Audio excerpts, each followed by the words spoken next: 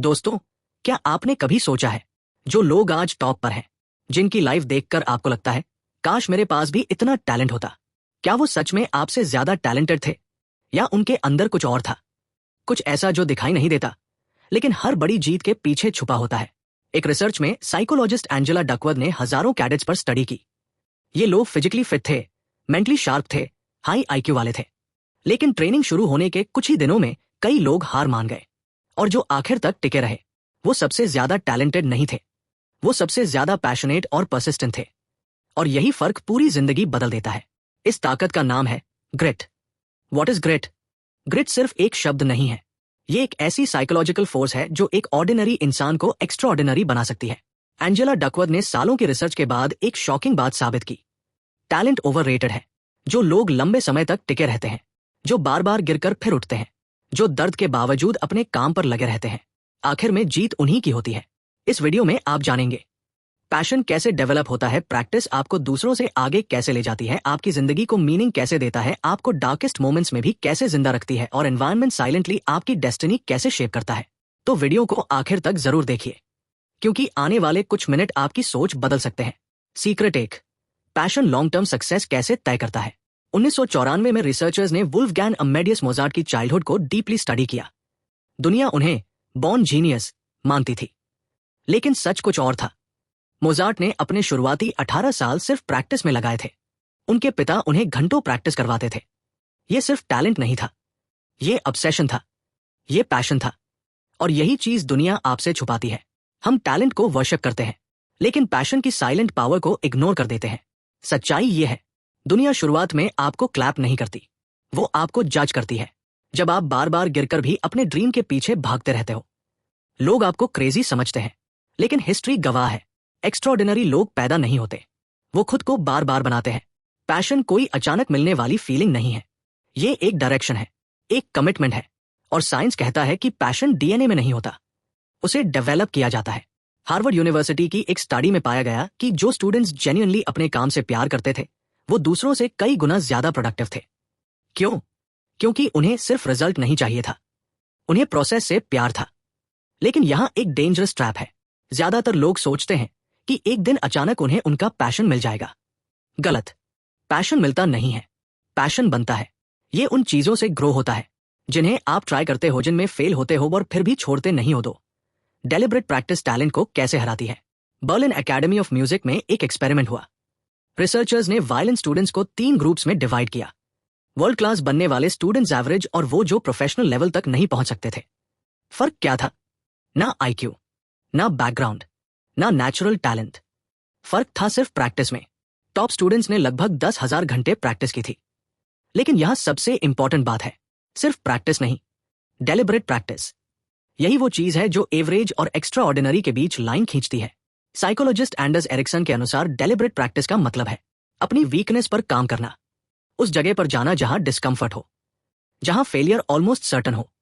ज्यादातर लोग वही करते रहते हैं जिसमें वो पहले से अच्छे होते हैं, लेकिन ग्रोथ कंफर्ट जोन में नहीं होती। ग्रोथ उस एज पर होती है जहां आप स्ट्रगल करते हो।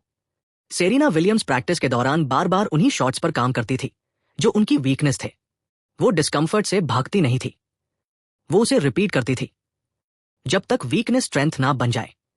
यही ग्रेटनेस है। और डेलिब्रेट प्रैक्टिस सिर्फ फिजिकल नहीं होती, ये मेंटल भी होती है। इसमें चाहिए deep focus, clear goal, immediate feedback. बिना फीडबैक के प्रैक्टिस सिर्फ रेपिटेशन बन जाती है, और रेपिटेशन ग्रेटनेस नहीं बनाती, रिफ्लेक्शन बनाती है। सीक्रेट 3, पर्पस आपको डार्क डेज में भी कैसे चलाता है। World war 2 Nazi concentration camps में लाखों लोग सफरिंग झेल रहे थे। उन्हीं कैंप्स में एक साइकियाट्रिस्ट थे, विक्टर फ्रैंकल। उन्होंने नोटिस किया कि सबसे पहले टूटने वाले लोग फिजिकली वीक नहीं थे, बल्कि वो थे जिनके पास जीने का कोई रीजन नहीं था। फ्रैंकल ने बाद में लिखा, जिसके पास जीने का एक वाई होता है, वो लगभग हर हाउ सह सकता है। यही पर्पस है। जब सब कुछ गलत हो रहा हो, जब रिजल्ट्स ना आ रहे हों, जब लोग हंस रहे हों, तब आपको आगे क्या धकेलता है? सिर्फ पर्पस। एंजेला डकवर्थ ने अपनी रिसर्च में पाया कि हाई अचीवर्स के पास हमेशा एक डीप सेंस ऑफ पर्पस होता है। उनका काम सिर्फ उनके लिए नहीं होता, वो किसी बड़े कॉज से जुड़ा होता है। पैशन कहता है मुझे ये करना अच्छा लगता है, पर्पस कहता है ये किसी और की जिंदगी बदल सकता है। और जब आपका काम पर्पस बन जाता है, उसे छोड़ना ऑलमोस्ट इम्पॉसिबल हो जाता है। स्टीव जॉब्स को याद कीजिए, उन्हें उनकी ही कंपनी एप्पल से निकाल दिया गया था, लेकिन उन्होंने हार नहीं मानी।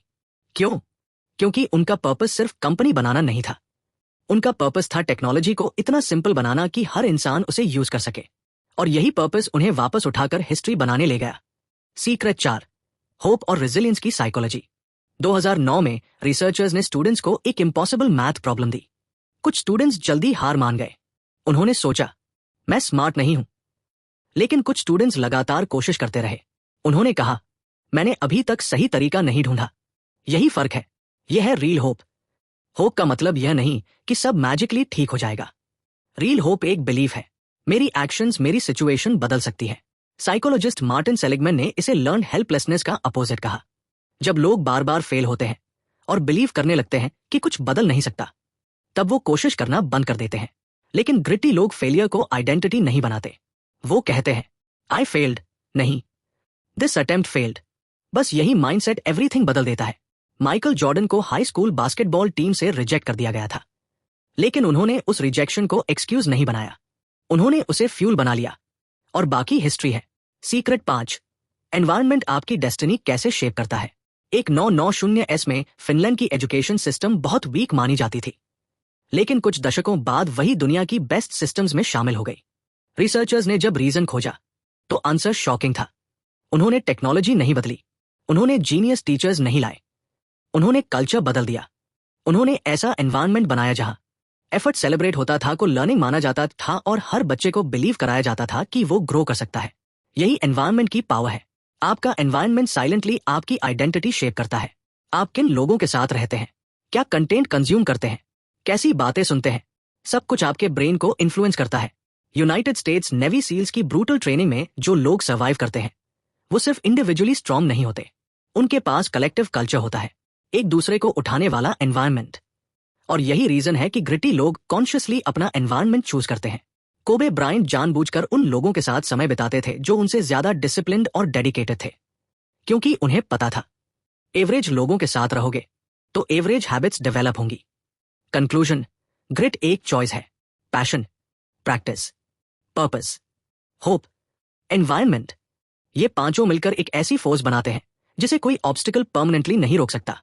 एंजेला डकवर्थ ने अपनी रिसर्च में साबित किया, टैलेंट एक लॉटरी हो सकता है, लेकिन ग्रिट एक चॉइस है।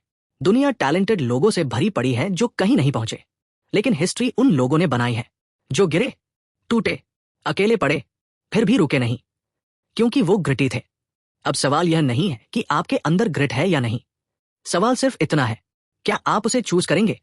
अगर इस वीडियो ने आपकी सोच बदल दी हो तो वीडियो को लाइक जरूर करें, कमेंट में लिखें आई हैव ग्रिट, और चैनल को सब्सक्राइब करना मत भूलिए, क्योंकि आने वाली वीडियो सिर्फ मोटिवेशन नहीं देंगी, वो आपकी पूरी माइंडसेट बदल देंगी।